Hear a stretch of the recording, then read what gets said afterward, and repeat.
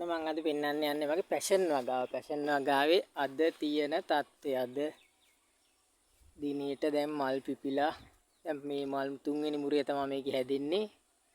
දැන් තුන්වෙනි පැෂන් මුරේ මල් ටික දැන් පරාගණය කරලා මේ දවස් ටිකෙන් පරාගණය කරා. දැන් නම් මල් ඉවර වෙන්න යන්නේ. ඒත් ඔය අතරින් පතර මල් පිපිලා තියෙනවා. ඒකත් එක්කම තව සුමාන දෙකකින් විතර කඩන්න පුළුවන් සයිස් එකේ ගෙඩි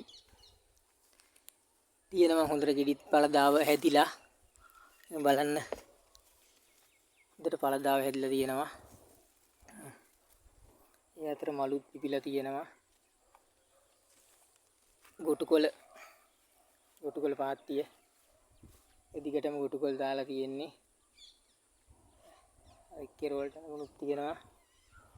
එලේ වතුර තියෙනවානේ මට වතුර ගන්න තියෙන ඇල. මේ වතුර ටික ගන්න. එතන මාර කෙරෝල්ට යනකම් කෙරෝලෙම කෙහෙල් ගස් ළඟට යනකම්ම එක දිගටම තියෙනවා. තව මේ ටිකේ ගොටුකොළ ඉන්දෝලා තියෙනවා. දැන් මේ හොඳට වැවිලා තියෙන එකපාරක් නම් කැඩුවා. දැන් ලබන සතිය දිහා වගේ ආයෙ අස්සන්න දෙන්න පුළුවන් ගොටුකොළ වල. තව මේ දෙන්න නෑ. තව පඳු වැල් හොඳට මෙතන ගොටුකොළ පාත්තිය මේ සුද්ධ කරගන්න බැරුව එළි වෙවිලා. දැන් ඔක සුද්ධ කරලා පොර ටිකක් දාලි වෙලා වතුර ටිකක් එහෙම දාන්න. දැන් ඉතින් වතුර ටිකක් දාන්න නෑ වහින්න නැති හින්දා.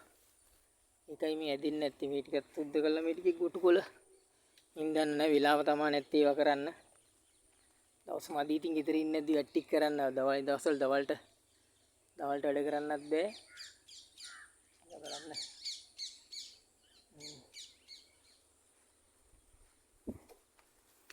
මගේ දෙලුම් පැලක් දැන් ලොකු වෙලා තියෙන්නේ.